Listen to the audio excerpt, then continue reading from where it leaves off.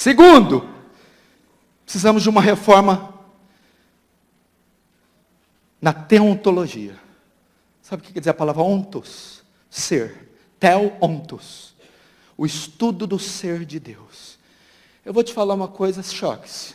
O Deus que a igreja evangélica brasileira adora, não é Yahweh, não é Jeová. É um outro Deus. O que a maioria das igrejas faz no domingo de manhã à noite é cometer idolatria. 2 Reis capítulo 4 diz assim: meu povo fez para si ídolos. Outras traduções: meu povo fez para si deuses. O que está sendo adorado nessa nação é um Deus que os homens fizeram com seu ventre. É um Deus, como o reverendo Hernandes diz, palatável. É um gordo velho que se veste de vermelho e grita ho, ho, ho. Não é o Deus da Bíblia. Há uma ignorância quanto aos atributos de Deus. Querido, você não pode adorar quem não conhece. Não foi isso que Jesus falou para a mulher samaritana? Vós adorais quem não conheceis. Eu sou samaritano, o culto de vocês é misto. Vocês não conhecem. Vocês estão adorando um factoide. As pessoas não sabem quem é Deus. Qual a última vez você foi numa conferência sobre os atributos de Deus? Leu um livro sobre os atributos de Deus? Participou de uma semana dos atributos de Deus? Salmo 50 diz assim, ó: pensava que eu era como tu? O Senhor está repreendendo o povo. Vocês estão achando que eu sou como vocês? É a exata expressão do Deus da igreja brasileira. É um Deus humanizado, um Deus inócuo, que não infunde terror, um Deus que se dá tapinha nas costas, um Deus que você coloca na parede, um Deus que se exige dele, um Deus frouxo, um Deus que só serve para atender demanda. Lembra que uns 10, 15 anos atrás, um incircunciso aí chamado Armandinho lançou uma música assim: quando Deus me desenhou, Ele estava namorando. O que ele passa aí? A imagem de um Deus de boné para trás, muito legal, que você pode bater papo, né? Os evangélicos estão fazendo a mesma coisa. Quero vestir tua sandália, lá. Quero colocar a tua camisa mais larga do que eu, comer no teu prato. Abraça-me e eu te abraçarei. Olha para mim, me beija. Beijar Deus, vestir a sandália de Deus, abraçar Deus. Vou te falar o que Deus falou para Moisés, quando Moisés atreveu a pisar no rochedo do Sinai: tire as sandálias, porque a terra que pisa é santa. Agora quer saber se Moisés beijou a Deus? Ele não se atreveu a olhar para a sarça, ele não conseguiu olhar para a glória de Deus, porque senão ele ia morrer. Você está equivocado quanto a Deus. Precisamos estudar os atributos de Deus, o nome de Deus. Você sabe o que quer dizer esse mandamento? Não tomarás o nome de Deus em vão, porque o nome de Deus é santo. Significa, não é só usar uma palavra chula e envolver Deus, que também é pecado. Você vê o nome de Jesus, o nome de Deus escrito em botiquins, em barraquinha, Jesus sendo comerciado, o nomezinho dele vendido como souvenir, a preço de banana, como se fosse um nome qualquer. Jesus, Deus, Cristo, é lindo, num boné, num pingente ali, numa pulseirinha de humano. Um nome santo desse, o nome está intrinsecamente ligado à pessoa.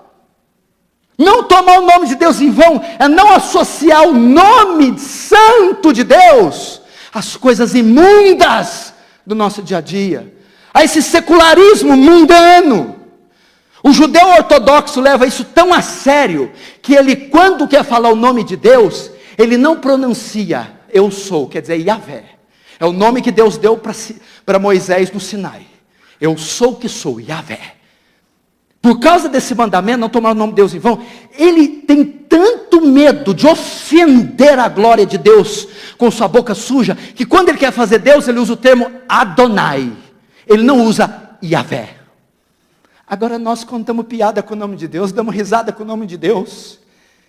O nome de Deus, tomar o nome de Deus em vão não é só verbalizá-lo inadequadamente.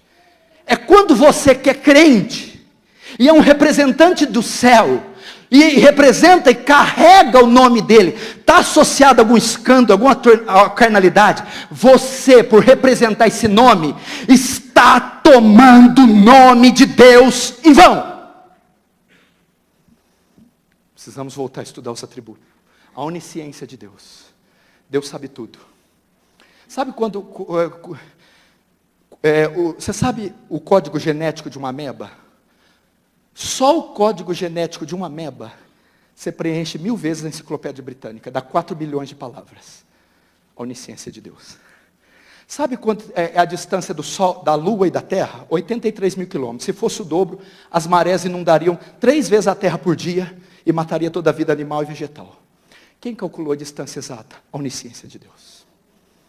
A onisciência de Deus.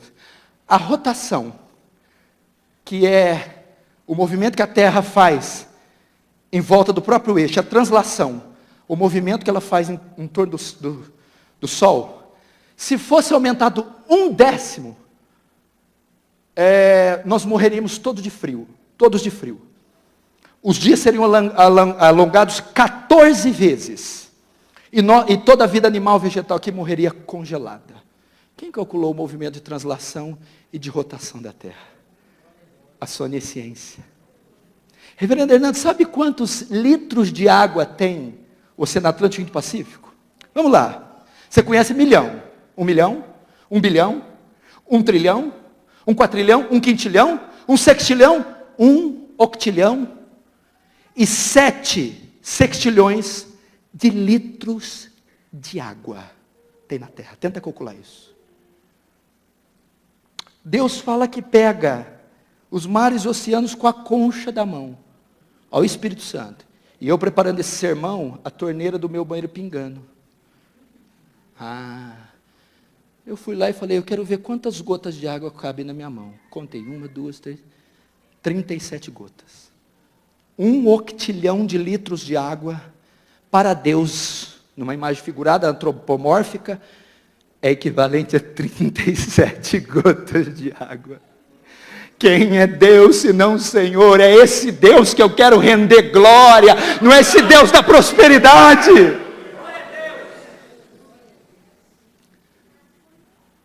Não é o Deus da prosperidade. Deus onipotente, Deus onisciente, Deus onipresente. Eu não vou ter tempo para falar aqui, mas esse atributo eu não posso deixar de falar. A santidade de Deus, a ignorância quanto a Deus. Os puritanos diziam que a santidade de Deus não é um atributo de Deus. É o atributo de Deus. O que é a santidade de Deus? Fala da impecabilidade de Deus, da pureza de Deus. Tu é tão puro de olhos, Abacuque 1,13, que não podes contemplar o mal. Você precisa saber de algo, quando você se dirigir a Deus, quando você orar a Deus, quando você pegar no livro de Deus, quando você pregar em nome de Deus, cantar em nome de Deus, você tem que ter em mente, Deus é santo. Os serafins, lembra dos serafins? No ano que morreu o rei Uzias, eu vi o Senhor sentado no alto sublime trono. Ele viu os serafins, ele tinha 6 asas, com 2 cobria o rosto, com 2 cobria o pé, com 2 voavam. Por que os serafins cobriam o rosto? Os serafins são as criaturas mais majestosas que Deus criou. Por quê? Dado a proximidade que eles estão do trono de Deus. São as criaturas que mais se aproximam da glória de Deus. Mas para que eles estejam lá, tão próximos do trono e não sejam fulminados, eles cobrem o rosto. Por que eles cobrem o rosto? Os teólogos são unânimes. R.C. Sproul, Paul Washer, Don Carson, os puritanos. Porque a radiação de santidade que emana daquele trono é tão grande que aqueles serafins não suportam olhar. E se eles olharem, eles são dizimados. Por que eles cobrem o pé? Porque aquele local onde o trono está estabelecido é tão santo que não pode sequer ser pisado. Esse é o Deus que você tem que temer. O Deus que você ora, crê, louva, adora. Prega, ele é santo.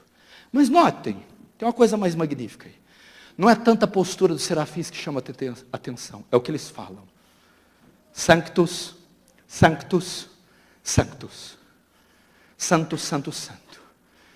Na língua hebraica, não é como nós. Quando a gente quer dar ênfase numa palavra escrita, a gente põe maiúsculo, negrito, aspa, parênteses, que você quer dar ênfase numa palavra escrita. No hebraico não é assim não. No hebraico, quando quer dar ênfase, repete. Você vai ver isso em Provérbios, você vai ver isso em Jesus, verdade, verdade vos digo. Quando Jesus fala em verdade, presta atenção, aquilo é importante. Você, quando vê os serafins dizer santo, santo, santo, é o único atributo que é elevado ao 3º grau de repetição. Você não encontra na Bíblia, Deus é amor, amor, amor. Deus é justiça, justiça, justiça. Deus é bom, bom, bom. Mas a santidade você encontra, Deus é santo, santo, santo. Intensamente santo, totalmente santo. É um ser todo santo. Nadab e Abiú foram queimar fogo estranho, Deus os matou. Por quê? Santidade. Uzá foi tocar na arca, Deus o matou. Por quê? Porque ele é santo. O objeto do seu amor, Jesus, se tornou o objeto da sua ira, e Deus matou o objeto do seu amor. Quem? Jesus. Por quê? Por levar o pecado do homem. A sua santidade não pode permitir, e ele descarrega a sua ira sobre o filho. E você vem orar a Deus de qualquer jeito. Vem para um culto de qualquer jeito. Sobe aqui e prega de qualquer jeito. Toca nesse livro de qualquer jeito. Deus é santo. Ignorância quanto aos atributos de Deus. Pensava que eu era como tu. 1 Coríntios 15, Paulo diz assim: recuperem o bom senso e parem de pecar, porque alguns de vós não têm conhecimento de Deus. Por que é um pecar desenfreado dentro da igreja? Porque não há temor. E por que não há temor? Porque eles não conhecem a Deus.